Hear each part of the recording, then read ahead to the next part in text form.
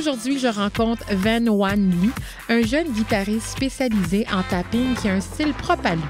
Cet autodidacte nous parle de comment YouTube lui a permis d'apprendre ce style particulier et d'en faire la promotion sur l'Internet. Alors, suivez-moi!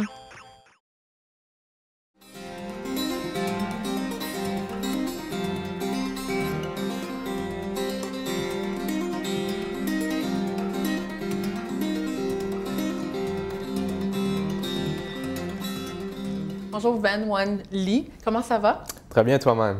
Ça va bien. Tu es un guitariste qui a un style très particulier qui s'appelle le fingerstyle et taping. C'est quoi ça, ce style-là? Dans le fond, la guitare tapping, percussive, fingerstyle, c'est vraiment utiliser la guitare à son plein potentiel. Donc j'utilise la guitare comme un instrument de percussion. Donc j'utilise vraiment toute la partie de la guitare pour... Dans le fond, c'est comme un one-man show.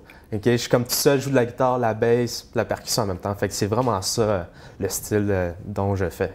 La première fois qu'on s'est rencontrés, tu étais sur le coin de Elgin et George et tu faisais une performance en plein centre-ville d'Ottawa et tu m'as avoué que c'était ta première fois. Comment tu as trouvé ça?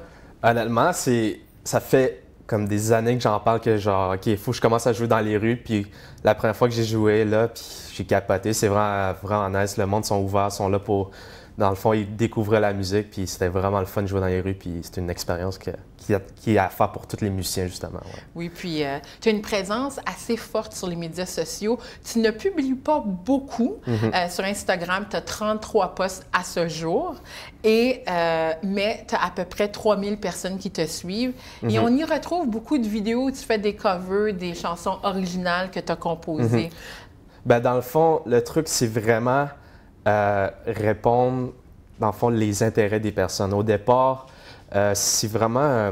faut que tu traites bien ton profil. Au départ, je publiais plus des photos vidéos personnelles, genre que je niaise. Mais là, je veux un compte plus professionnel, plus musique. Fait que j'ai supprimé ça et j'ai commencé à faire Tu as recommencé à zéro? J'ai recommencé à zéro. J'ai supprimé mes affaires qui vraiment... étaient inutiles? Oui, inutiles par rapport à ma musique. Mais le secret vraiment dans tout ça, c'est le hashtag, puis taguer les profils. Le secret, c'est, je fais un genre de, on va dire, une étude, les hashtags les plus populaires dans le domaine que je fais, la musique, la guitare, puis je regarde les profils qui font dans le fond, du featuring.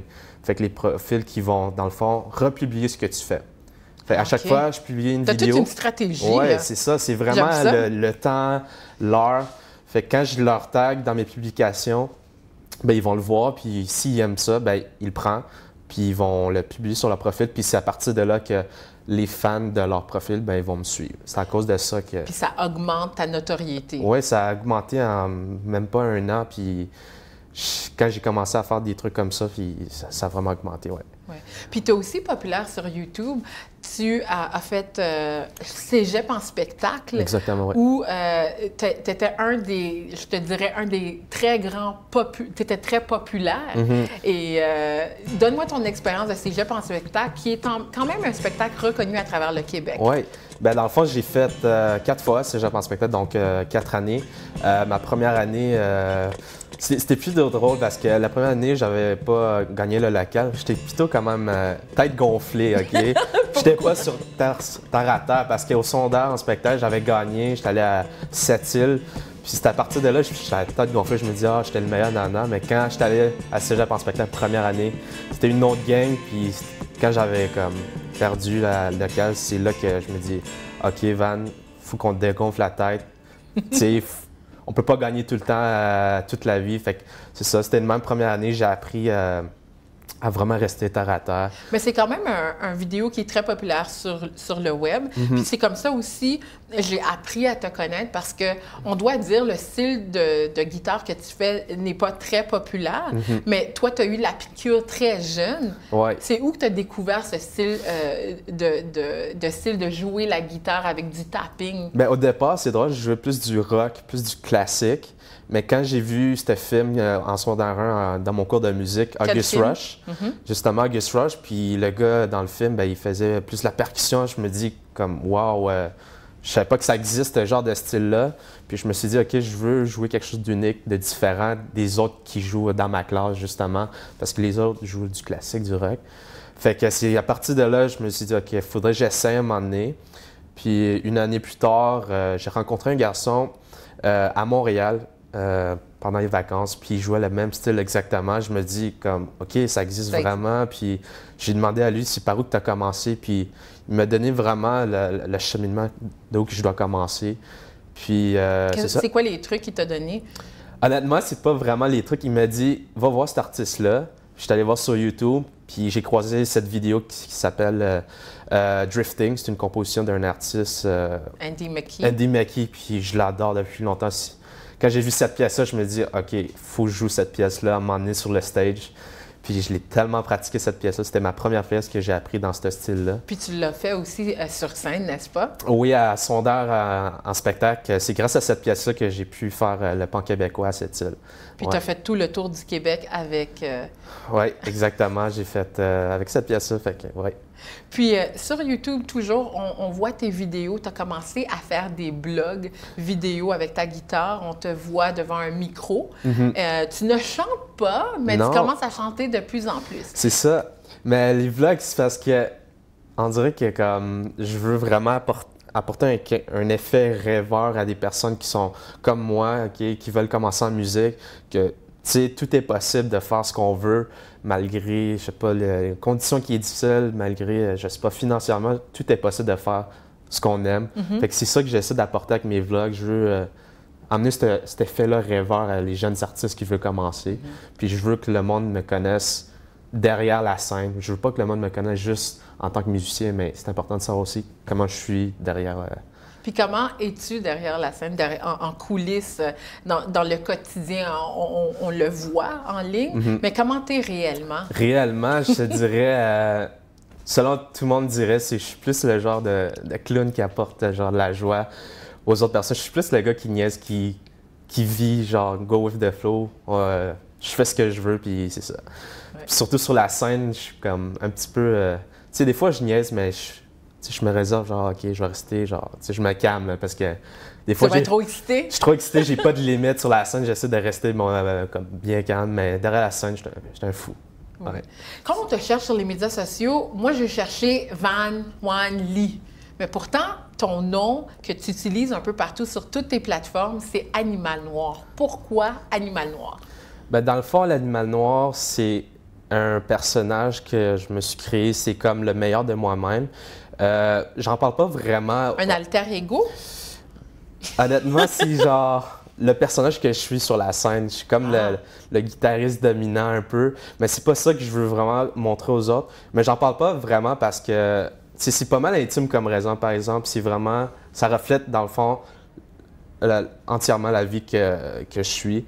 Animal, ça reflète l'animal, le loup. Symboliquement, le loup, c'est vraiment être assoiffé de la liberté. Moi, c'est vraiment important d'être assoiffé de la liberté, pas suivre le même chemin que les autres. C'est pour ça que je peux aller en finance. Moi, je veux avoir ma liberté, je veux faire ma musique. Puis le loup, encore une fois, c'est la famille. C'est important pour moi, la famille. Tu sais, il se déplace en meute. Puis c'est important. En groupe. En groupe, exactement. Puis le noir, c'est vraiment le côté le plus bas vie de moi, comme le plus bas difficulté que j'ai eu dans ma vie. J'ai eu la misère à l'école, j'ai eu la misère dans ma vie générale. Puis j'ai tout le temps fait toutes mes affaires toute seule. Très indépendamment. Très indépendamment. J'avais moins confiance aux des personnes autour de moi. Puis, comme je dis, la musique, je l'ai appris par moi-même. Ce temps-là, on ne vient pas d'une famille qui a beaucoup d'argent. Ma mère m'a proposé de, veux-tu prendre des cours de musique, Van? Puis moi, je voulais pas. Moi, ce que je faisais, c'est que j'allais... ce temps-là, j'avais même pas d'Internet. J'allais au centre commercial avec mon iPod, je téléchargeais des vidéos. Puis je revenais chez moi, je les écoutais, puis je l'apprenais. T'allais au centre d'achat parce qu'il y avait de l'Internet gratuit. Exactement. Puis je téléchargeais les vidéos, je retournais chez moi pour apprendre. Puis le noir, c'est vraiment le plus bas de ma vie. Puis Animal Noir, c'est vraiment un mouvement que je veux apporter aux gens. C'est que tout est possible de faire ce qu'on aime, ce qu'on veut. Puis personne n'est là pour te juger. Puis ce qui fait vraiment la différence, c'est vraiment l'effort que tu donnes à chaque heure. Moi, à ce temps-là, je pratiquais 5 heures par jour la musique. Puis, honnêtement, c'est pas l'argent qui va faire la différence de ce que tu vas faire. Je m'en souviens au secondaire, il y avait une personne qui avait une guitare qui coûtait 2500 $, puis moi, j'avais une guitare qui coûte 50 $. Puis, des fois, le monde dit « OK, lui, il va devenir bon parce que, il y a une guitare qui vaut cher, il prend des cours de musique, mais non. C'est le temps que tu y mets, puis la passion que tu y mets. C'est la passion que tu donnes. Fait que c'est vraiment ça, l'animal noir. C'est la personne que je suis devenue maintenant. Ouais. Tu as mentionné que tu reçois toujours des commentaires positifs parce que tu vas chercher une niche de gens qui aiment un style de musique particulier. Puis tu as eu un message d'une personne qui est maintenant décédée, mais qui t'a affecté, puis on a le message. Bien, dans le fond, cette personne-là, pendant toutes mes années au secondaire, il a été remplaçant. Mais un professeur remplaçant. Un remplaçant, exactement. Puis, mais moi, je le voyais plus que ça. Je me le voyais plus un mentor parce que, tu sais, quand tu es jeune, ça apprend de t'absorber des nouveaux affaires, des notions. Puis c'est lui qui m'apportait des... Il m'encourageait. Puis il allait voir tous mes spectacles au secondaire. Et j'étais tout le temps stressé. Là. Il était tout le temps là. Il était comme « Calme-toi, Van, nana. » Puis l'année que j'ai terminé le secondaire, il m'a laissé un message disant que, tu sais, Van, j'ai vu que tu as grandi et faut pas que tu oublies d'où que tu viens parce que, tu sais, quand on devient vraiment populaire, faut pas qu'on oublie d'où qu'on vient. Puis il m'a dit de revenir souvent à l'école secondaire quand tu vas être à l'université Cégep. Puis je retourne tout le temps là pour faire des spectacles parce que c'est à partir de là, vraiment, j'ai commencé à faire de la musique, faire des spectacles par année. De retourner aux sources. C'est ça exactement. Puis je ne vais pas oublier cette personne-là parce qu'il a fait vraiment une différence dans ma musique. Puis la personne que je suis présentement, il m'a montré que comme, malgré les difficultés, il faut continuer jusqu'au bout. Puis protéger ce rêve-là. Il ne faut pas que tu laisses les gens te rabaisser, mais protéger ce rêve-là. Est-ce que tu sens qu'il y a une pression sociale de ne pas atteindre tes buts, parce qu'on s'entend, être artiste, c'est pas évident et il y a des sacrifices à faire. Exactement. Puis dans ton cas, tu es quand même jeune, mais je suis sûre que tu as des commentaires autant positifs que négatifs. Oui, c'est souvent positif, mais je te dirais, en ce moment, je trouve que c'est un défi parce que je suis étudiant justement en finance à l'université, ce qui est vraiment une branche différente de la musique. C'est beaucoup de sacrifices parce que, tu sais, j'ai des offres de spectacles durant mes cours de comptabilité, puis je peux pas aller faire des spectacles justement parce que...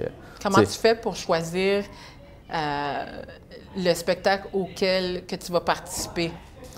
C'est vraiment selon... Si je pense que cet spectacle-là va m'apporter quelque chose à long terme, je vais le faire. Mais le plus important, c'est vraiment, il faut que j'étudie pour passer mes cours. Mais ce qui est drôle, c'est que la semaine passée, j'en ai parlé avec tout le monde. J'ai décidé finalement de lâcher. Ben, si c'est un gros... de prendre une pause. Oui, si prendre une pause, je vais arrêter d'étudier en finance après mon bac. Puis je vais aller étudier en musique à Montréal. Oh, félicitations, on a un scoop! Oui, c'est ça. C'est parce que j'en parle à tout le monde. Tu sais, je me dis, je vais aller en finance. Non, maintenant, vraiment, je vais aller en musique. Puis je me suis décidé que, OK, je vais étudier en musique à Montréal. Puis... Qu'est-ce qui a motivé de faire ce changement? Tu es un artiste, c'est sûr que la musique te passionne, mais c'est quand même un changement de cap, de finance à la musique et puis ensuite à Montréal. Bien, c'est ça, mais comme... Quand j'ai choisi finance, moi, ma mentalité, c'était OK, je veux me faire de l'argent, mais j'ai oublié le fait que est-ce que j'aime ça? Est-ce que je veux faire ça pendant 30 ans de ma vie? Mais non, c'est important de... Tu sais, c'est pas l'argent qui est important, c'est vraiment faire ce que t'aimes.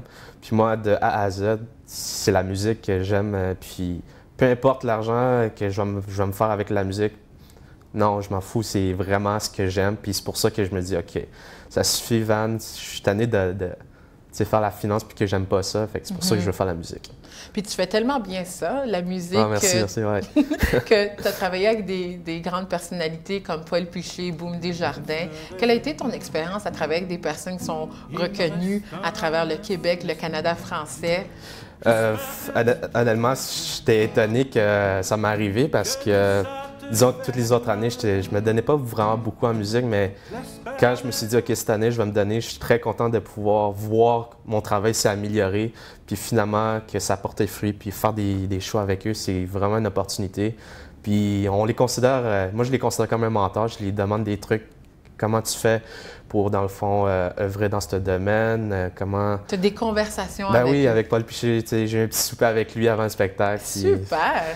Même que je voulais commencer à chanter, puis j'ai demandé à lui comment tu fais pour commencer à chanter, puis il m'a donné des trucs comme ça, puis c'est ça.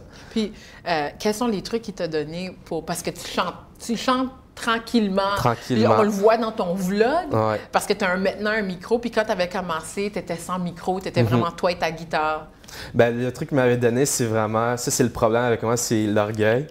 Il m'a dit, oublie l'orgueil. Au moins, tu es conscient. Ouais, c'est ça, c'est l'orgueil, C'est ça. mais il dit, si tu fausses, fais juste continuer, puis à un moment donné, tu sais, l'important, c'est que tu es conscient, puis Que ça tu va, pratiques. se rajoute, ça va ajuster à fur et à mesure que tu pratiques.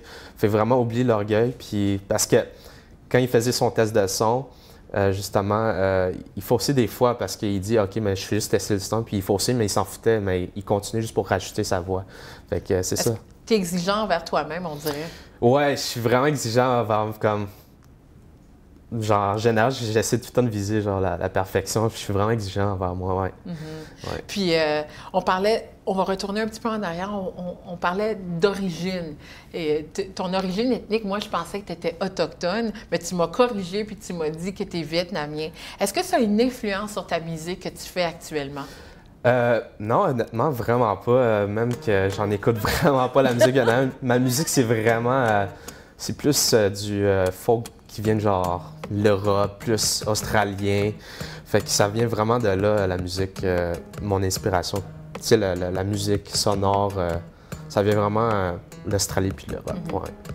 Tu as mentionné que tu es autodidacte, Exact. que tu as appris à jouer la guitare et surtout le tapping d'une manière instinctivement, puis aussi en regardant les vidéos.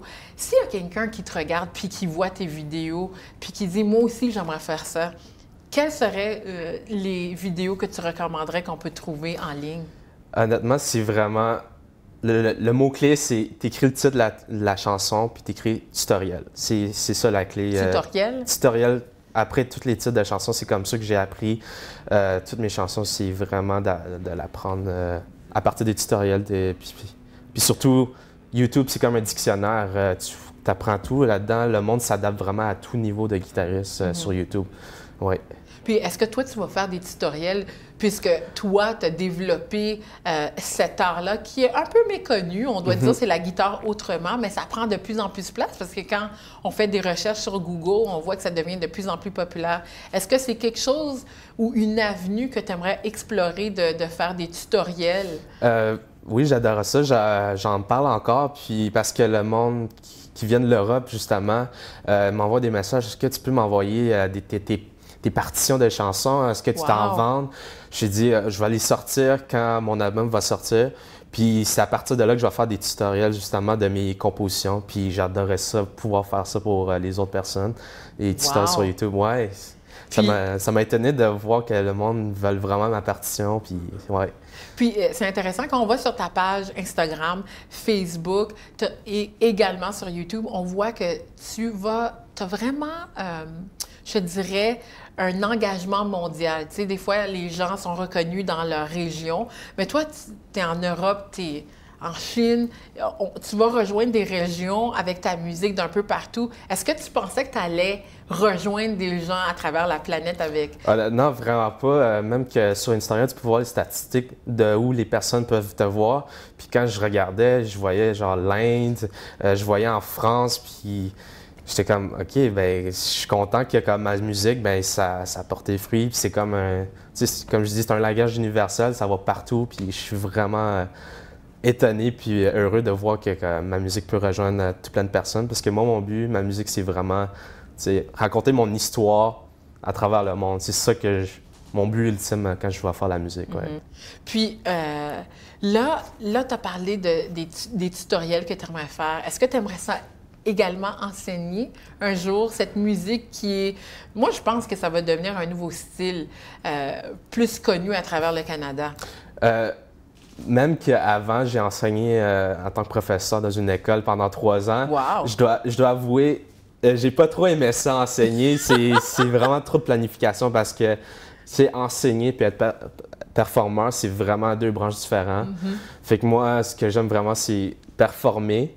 Mais je te dirais que je pourrais enseigner avec les tutoriels, mais je suis pas capable de planifier OK, je vais t'enseigner ça, OK, tu vas faire ça. Je suis pas capable de faire ça, la planification, justement. Mais ouais, j'adorerais ça pouvoir enseigner, mais à partir des tutoriels sur YouTube, parce que je vais avoir tout le temps, me filmer, je sais quoi montrer, quoi faire sur la guitare, justement. Puis le fait que tu en as suivi, tu sais les meilleures pratiques parce que tu sais qu'est-ce que tu as aimé apprendre sur YouTube. C'est ça, je vais enseigner justement de A à Z qu'est-ce qui est à faire si tu veux apprendre ce genre de style-là. Je connais, tu sais, le parcours que j'ai fait comme j'ai bien hâte de pouvoir livrer ça à toutes les personnes qui commencent en musique, ouais. Ah, super. Il y a une chose que je voulais souligner. Tu mentionnais que tu n'es pas bon en planification, justement, puis que tu as perdu un contrat. Il y a des gens qui sont, on s'entend quand on est jeune, des fois on peut être négligent par rapport à ça. Puis toi, tu as perdu un contrat de 10. Est-ce que ça te blesse jusqu'à maintenant? Mais... Honnêtement, tu sais, c'était un contrat pour enregistrer un album gratuitement à un studio. Pour vrai, ça m'a pas vraiment blessé parce que je me dis que plus tard, ça va revenir, cette opportunité-là.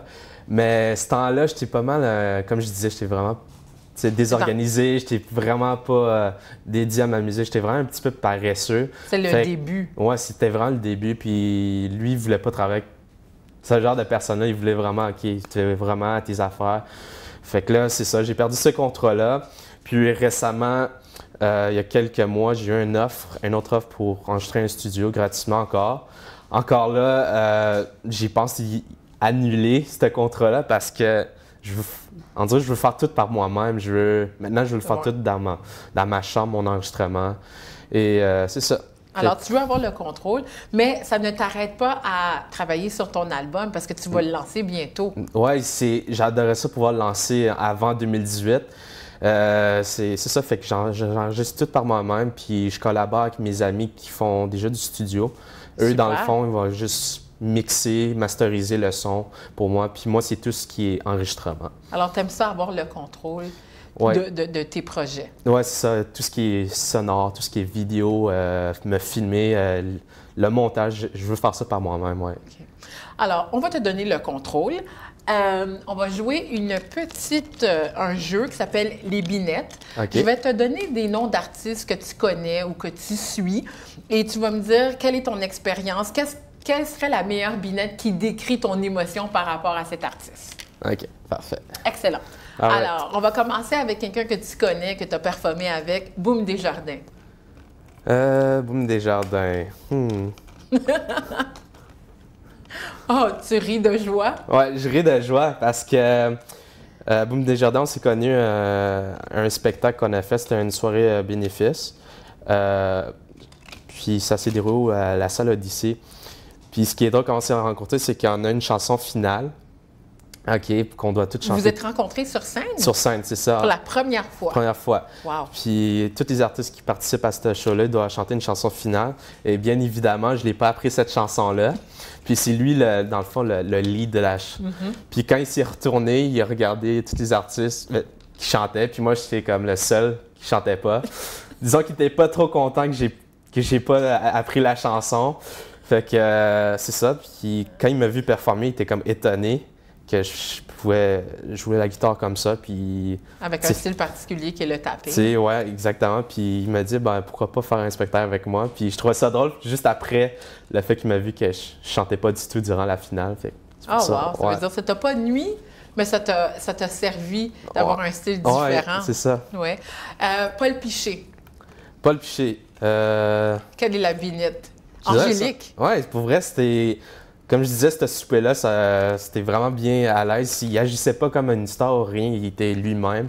Puis il était là pour me donner des conseils pour commencer à chanter. Fait que c'était vraiment un moment, bien calme, un petit souper bien relax. Puis je trouvais ça comme Angélique comme moment. Okay. C'était comme dans une genre de petite cabane la prestation qu'on a faite. C'était comme une petite cabane, un resto. Puis, ouais. Wow, bien privé. Ouais, c'est ça, exactement.